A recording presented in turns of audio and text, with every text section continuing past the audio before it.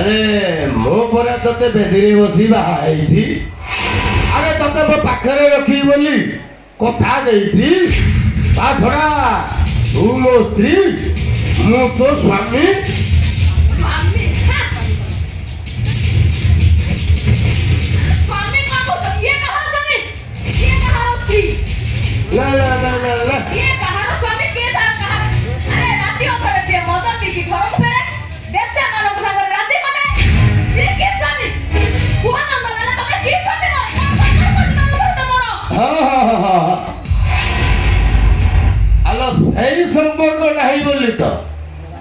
ଗାଲରେ ଠାଇ ଠାଇ କି ଦି ଚାପଟା ମାରିଲେ। ଆଲୋ ଆଉ କଣ ବିଷ କି ଜହର ଦେଇକି ମାରି ଦେଇଥିଲେ ଶାନ୍ତି ପାଇଥାନ୍ତୁ ନା କଣ? ଏ ମିଲା ଅନେଇଲୁ ଆସୁନୁ ଏ ଆଡ଼େ କାହିଁ ରାଗୁଛୁ କହିଲୁ? ଆଲୋ ତୁ ମୋ ସ୍ତ୍ରୀ ମୁଁ ତୋ ସ୍ୱାମୀ। ଆଲୋ ରାତିରେ ତୁ ମତେ ଘରେ ମାରିଲୁ ମୁଁ ଦେଖିଲି ତୁ ଜାଣିଲୁ। ଆଲୋ ଏ କଥା କଣ ଆଉ କିଏ ଜାଣିଛନ୍ତି କି? କେହି ଜାଣିନାହାନ୍ତି। ଶୁଣୁ ତୁ ଏ କଥା କାହା ଆଗରେ କହିବୁନୁ କି ମୁଁ କାହା ଆଗରେ କହିବିନି। ଯା ମୋ ଧନଟା ବାଡ଼ା ଶୋଇବୁ ଯା ଯା ଲୋ ମା। ମୁଁ ସମସ୍ତଙ୍କ ଆଗରେ କହିଦେବି ତମେ ଜଣେ ଚରିତ୍ରହୀନ ନଷ୍ଟ ପୁରୁଷ। ମୁଁ ନନ୍ଦଲାଲା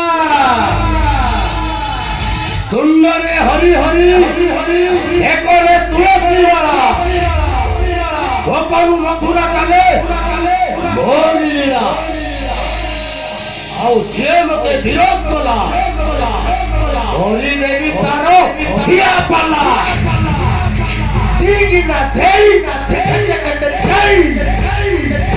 କଣ କହିବେ? ମୁଁ ମଧୁଆ ଆରେ ମୁଁ ମଧୁଆ।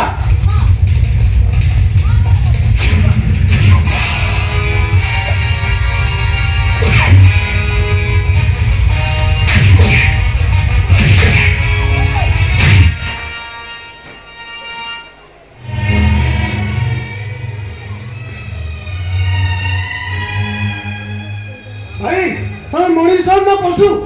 ଭାଉଜ ମରିଯିବେ ଯେ। ମରିଯାବେ ଆମେ ଏଇଟା ମରିଯିବ କଣ? ଏଇଟାକୁ ତ ଆଜି ମାରୁ ମାରୁକା ମାରିଦେବି ଆଉ ମାରିଦେବି ଏଟାକୁ ଆଜି ବଡ଼ ଚାଲିଆରେ ଏଟାକୁ ଆଜି ଜାଣିବି। ଭାଉଜଙ୍କ ଚରିତ୍ରକୁ ଆକ୍ଷେପ କରିବା ପୂର୍ବରୁ ଥରେ ନିଜ ଚରିତ୍ର କଥା କେବେ ଭାବିଛ? ଆରେ ସେଇ ଭାଉଜଙ୍କ ପାଇଁ ତମେ କୋର୍ଟରେ ନିର୍ଦ୍ଦୋଷରେ ଖଲାସ ହେଇଗଲ। ଆରେ ତା ନଇଥିଲେ ତମକୁ ଫାଶୀ ହେଇଥାନ୍ତା। କଥାଟା ଯାଇ ଭ୍ରାତା ଲକ୍ଷ୍ମଣଙ୍କ ପାଖରେ ଆଉ। ଚେପା ଆରେ ତୁ ମୋ ରକ୍ତ ଭାଇଟି କଣ ଭାଇ ପଟିଆ ନ ହେଇକି କଣ ଭାଉଜ ପଟିଆ ହେଲୁଣି?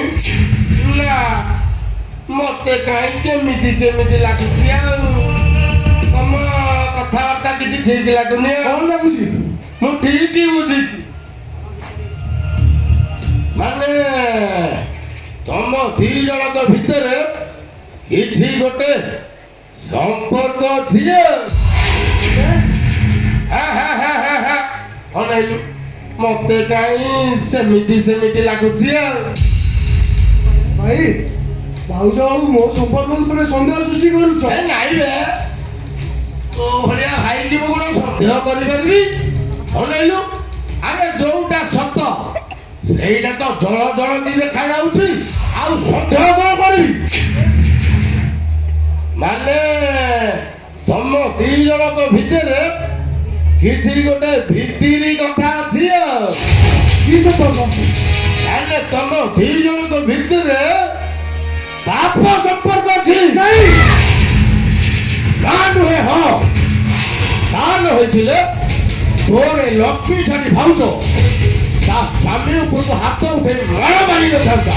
ଭାଇ ତମକୁ ଏମିତି କଥା କହିବାକୁ ଟିକେ ଖରାପ ଲାଗୁନି? ଆରେ ଖରାପ କାହିଁକି ଲାଗିବ? ଶଳା ଦିଅର ଭାଉଜର ସମ୍ପର୍କ ଏଇଟା କଣ ନୂଆ କଥା କି? ଭାଇ ନାଇଁ ସିଏ ଖାଲି ମୋ ଭାଉଜ ନୁହନ୍ତି, ସିଏ ହଉଛନ୍ତି ମୋ ସୀତା ଠାକୁରାଣୀ।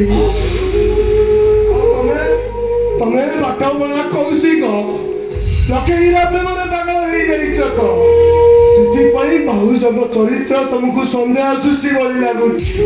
ଏ କେପା କଣ କହିବେ? ମୁଁ ଶଳା ବାଟ ବଣା କୌଶିକ? ହଁ ତମେ ବାଟ ବଣା କୌଶିକ। ଆଉ ତୁ କଣ? ତୁ କଣ?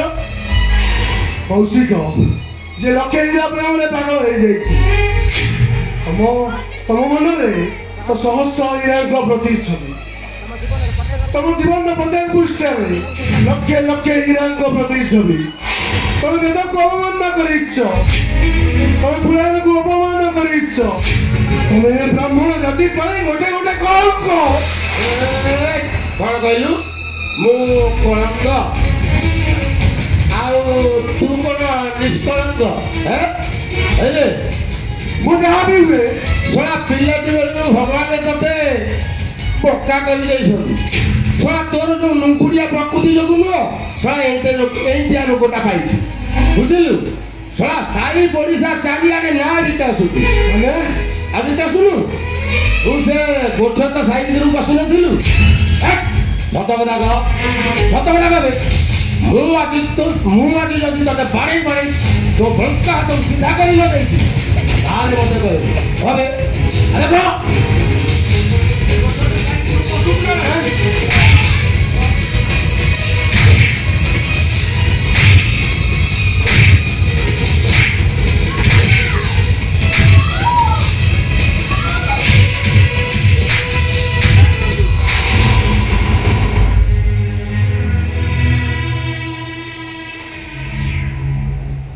ଆରେ କେପାଟା ମରିଯିବ ଯେ ମରିଯିବ କ'ଣ ଏଇଟା ବୋଧେ ଆଜି ମାରୁ ମାରୁ ନାଚି ଦେଇଥାନ୍ତି ଆଉ ଏ ମୋହନ କ'ଣ ହେଇଛି ମୋହନ ମଉନ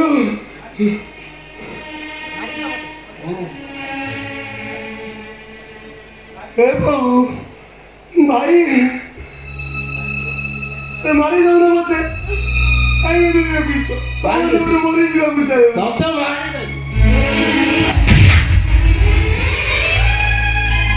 ଆରେ ଏ ଲାଲା ଆରେ କଥାଟା କ'ଣ ହେଇଛି ଖୋଲିକି କହୁନୁ କ'ଣ ବା କହିବି ପିତାଶ୍ରୀ ମାନେ ମୁଁ ମନା କରୁଛି ହଁ ସଂସାର ଦେଖିଲେ ମତେ ଡର ମାରୁଛି ହଁ ଏସବୁ ଧନ୍ଦା ଭିତରେ ମତେ ପୁରା ଲାଗୁଛି ବରଂ ଭଲ ହେଇଥାନ୍ତା ଏ କେପୁଲିଟାକୁ ଆଗ ବାହାଘର କରିଦେଇଥିଲେ ଏମିତି ଗୋଟେ କାଳ ନାଗୁଣ୍ଡାକୁ ଆଣିକି ମୋ ବେକରେ ଛନ୍ଦି ଦେଇଛ ଯେ ଜୀବନ ସାରା ମତେ ଖାଲି ଧଂସି ଚାଲିଛି ଆରେ ଲାଲା କଥାଟା କ'ଣ ଖୋଲିକି କହୁନୁ ପିତାଶ୍ରୀ ବୋଲ ମୁଁ ଆପଣଙ୍କର ସଂସ୍କାରୀ ବନ୍ଧୁଆ ପୁଅ ଜାଣିଛି ରେ ବା ମୁଁ ଆପଣଙ୍କୁ ଭଳିଆ କଥା ଉପସ୍ଥାପନା କରିପାରିବି ପିତାଶ୍ରୀ ବାପାରେ ମୁଁ ଜାଣିଛି ତୁ କୋଉ ଭଳିଆ ପୁଅ ଚାରି ଖଣ୍ଡି ମଉଜାରେ ମୁଁ ଜାଣିଛି ଛାତିକୁ ପଥର କରି କ'ଣ ହେଇଛି ଘଟଣାଟା ମତେ ଖୋଲିକି କହ ପିତାଶ୍ରୀ ବୋଲ କହିଲେ କୁଳ କୁଟୁମ୍ବକୁ ଲାଜ ନ କହିଲେ କୁଳ ଭାସି ଯାଉଛି ତୁ ଜମା କାନ୍ଦେନା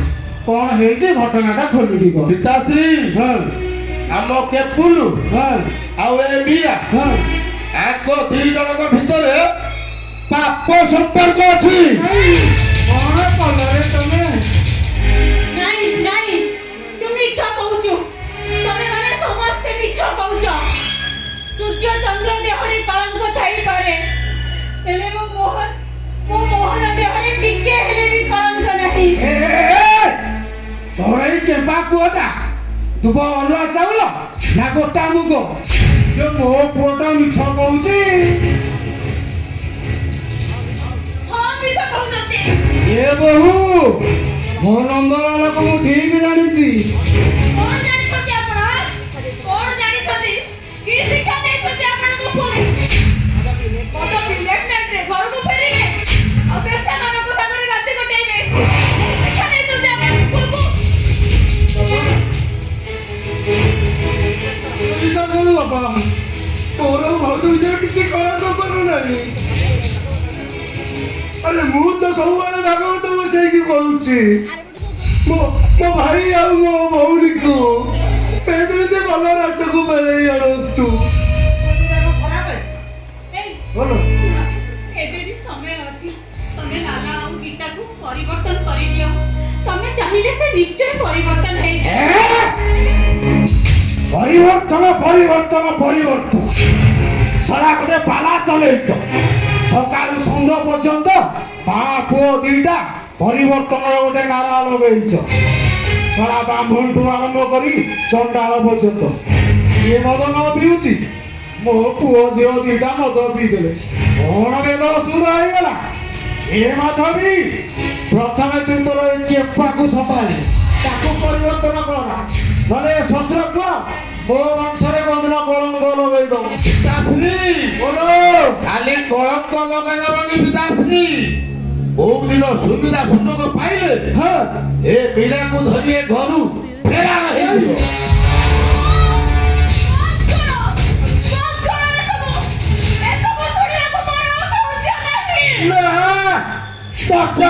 ରହିବ କେତେବେଳେ ନଣନ୍ଦାଇ ସହିତ ଠେଇ ଠେଇ ଆଉ କେତେବେଳେ ଦିଅର ସହିତ ତିନିନା ଠେଇ କେତେ ଠେଇ ଏ ଠାକୁରେ ମାରି ଦିଅ ମୋତେ ମାରି ଦିଅ ଠାକୁରେ ମୋତେ ମାରି ଦିଅ ତାଶ୍ରୀ ବୋଲ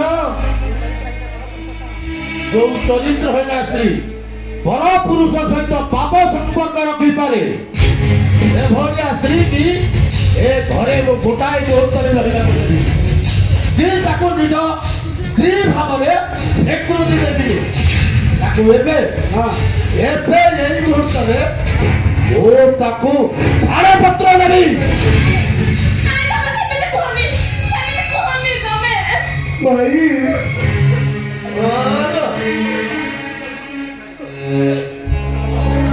ଆମ କେମ୍ପୁଲ ନା ଭଲ ହେଇଯାଇଛି ଭାଇ କାଇଁ କରୁଛନ୍ତି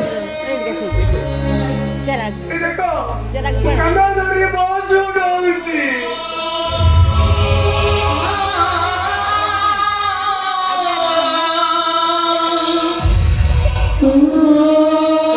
କାନ ଧରି ମାଡ଼ ବି ଖାଉଛି ଆମ ସ୍ୱାମୀ ସ୍ତ୍ରୀ ଭିତରେ ମୁଁ କେବେ ବି ବସିବିନି ହେଲେ ଭାଇ ওই ভাবনাকু ডিভোর্স দিও না ভাই ডিভোর্স দিও না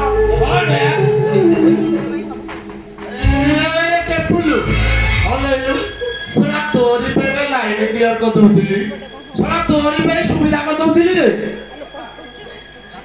ବାବା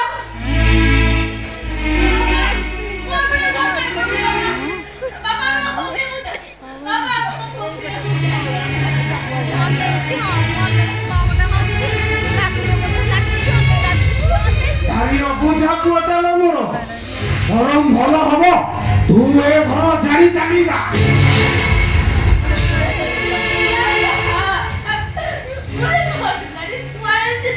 ବାପା ପାଖକୁ ବୁଲିବୁ ବାପା ଝିଅ ଦି ଜଣ ଗୋଟେ ଘରେ ବସି ଘଟଣି ଆଉ ଦିଲ୍ଲୀ ଆଣିକି ଠିଆ ପାଲା କରିବ ଟିକିନା ଫେଇ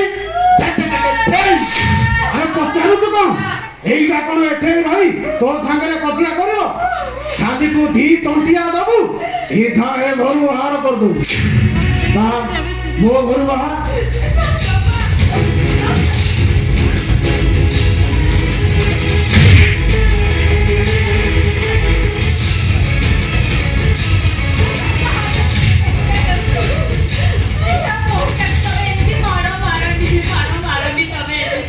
কেবল এই গোপা ঝিও ଦି ଜଣଙ୍କ ପାଇଁ কেবল এই গোপা ঝিও ଦି ଜଣ ପାଇଁ ସେ ଚଇତା ଚଇତି ମତେ କୋର୍ଟ କଚେରୀ ଦେଖାଇଲେ କାଠ ଗଡ଼ାରେ ଠିଆ କରାଇଲେ ଆରେ ମୋ ମାନ ଇଜ୍ଜତ ସବୁ ମାଟିରେ ମିଶିଲା ପିତାଶ୍ରୀ ବୋଲ ବଡ଼ ଘରର ବୋହୂ ହେଇକି କୋର୍ଟ କଚେରୀ ଦୌଡ଼ିଲା ନିଜ ସ୍ୱାମୀ ପୂର୍ବ ହାତ ଉଠେଇ ମାଡ଼ ମାରିଲା ଏଭଳିଆ ସ୍ତ୍ରୀ ଏ ଘରେ ରହିଲେ ପାପ ଲାଗିବ ପାପ ମୋ କଥା ଟିକେ ଶୁଣ ପୁଅ ମୋ କଥା ଟିକେ ଶୁଣ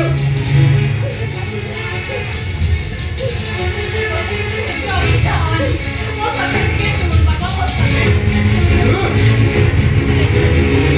ଆଲୋ ଏ ମାଇଚିନିଆ ତୋ ଜୀବନକୁ କଣ ପିତା ଲାଗିଲାନି ସିଏ ତ ଘଇତା ମାଇପ କଟି ଲାଗିଛି ତୁ ତାଙ୍କ ଭିତରେ କାହିଁ କହୁଛୁ ତୁ ଚାଲ ତୁ ଘରକୁ ଚାଲ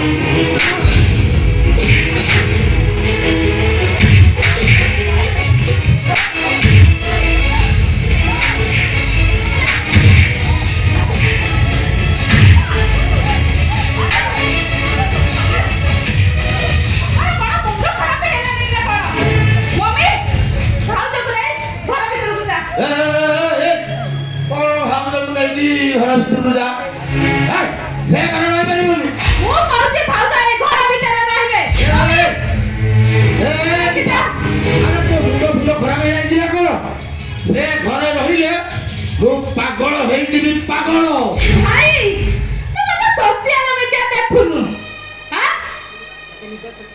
ଆରେ ତତେ ନିର୍ଦ୍ଦେଶରେ ଖଲାସ କରିଥିବା ଜଷ୍ଟିସ କେମିତି ଟ୍ରୋଲ ହବାରେ ଲାଗିଛନ୍ତି ଆଉ ପରି କେସ୍ ଭଳି ଦେବୀ କେସ୍ ମତେ ସୋସିଆଲ ମିଡିଆରେ ଭାଇରାଲ ହବାରେ ଲାଗିଛି ବି ଏଇ ହାତକୁ ଚାଲି ଯାଇପାରେ। ଏ ଗୀତା କହ କେତେ ଟଙ୍କା ଦରକାର କହ, ଦରକାର ପଡ଼ିଲେ ସେ ସୋସିଆଲ ମିଡ଼ିଆଟାକୁ ବି କିଣିଦେବି। ସୋସିଆଲ ମିଡିଆ କାହାର ପ୍ରାଇଭେଟ ପର୍ସନାଲ ପ୍ରପର୍ଟି ନୁହଁ ଯେ ତମେ ଟଙ୍କା ଦେଇ କିଣିଦବ। ସବୁ କରିବା। ଏ ଗୀତା, ଆରେ ତାହେଲେ କଣ କଲେ କେସଟା ଫାଇନାଲ ହବ କହୁନୁ କାହିଁକି? ପ୍ରଥମେ ହେଲେ ମୀରା ଭାଉଜ। ମୀରା ଭାଉଜ ହେଲେ ଏ କେସର ପ୍ରତ୍ୟକ୍ଷଦର୍ଶୀ ସାକ୍ଷୀ। ସେ ଯେମିତି ସୋସିଆଲ ମିଡିଆ ଆଗରେ ମୁହଁ ନ ଖୋଲନ୍ତି। ଦ୍ୱିତୀୟ ହେଲେ ଦେବୀର ବାପା ମା ଚୈତା ଚୈତି, ସେମାନେ ଯେମିତି ସୁପ୍ରିମ କୋର୍ଟରେ ନ ପହଞ୍ଚନ୍ତି। ଆଉ କେସଟା ଯଦି ସୁପ୍ରିମ କୋର୍ଟରେ ପହଞ୍ଚି ଯାଏ ତାହେଲେ ଭାଇ ଫାଶୀ ପାଇବା ସୁନିଶ୍ଚିତ। ତୁ ଭିଣେଇ ଭାଇଙ୍କ ଉପରେ ଟିକେ ନଜର ରଖିଥା। ଆଉ ସେ ଚଳିତା ଚଳିତି ଦିଟା ଆମ ବାପ ପୁଅ ହାବୁଡ଼ରୁ ଯେବେ ଖସି ଯାଇପାରିବେନି, ବୁଝିଲୁ? ପିତାଶ୍ରୀ ନିଜକୁ ପଡ଼ିଲେ ପ୍ରମାଦ, ଗୁରୁ ବ୍ରାହ୍ମଣ ଶିରଛେଦ, ଇଏ ହେବ ଆମ ବୈରୀ। ତାକୁ ଦବ ଆମେ ମୂଳରୁ ସଫା କରି। ହରିବୋଲ।